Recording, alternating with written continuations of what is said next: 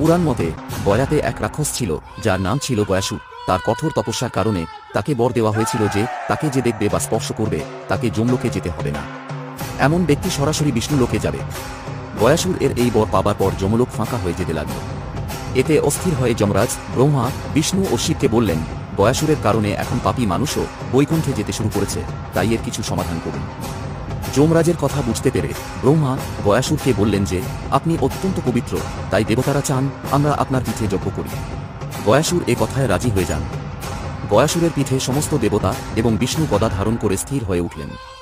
এছাড়াও গয়াসুরের পিঠকে স্থির করার জন্য তার পিঠে একটি বড় পাথরও রাখা হয়েছিল। এই শিলাকে আজ প্রেতশিলা বলা হয়। গয়াসুরের এই উৎসর্গের কারণে ভগবান বিষ্ণু তাকে বর দিয়েছিলেন যে এখন থেকে এই স্থানটি যেখানে আপনার উপর যজ্ঞ হয়েছে তা গয়া নামে পরিচিতি লাভ করবে। এছাড়াও এখানে যারা শ্রদ্ধার সাথে পিণ্ড দান করবেন তারা পুণ্য অর্জন করবেন এবং যার পিণ্ড দেয়া হবে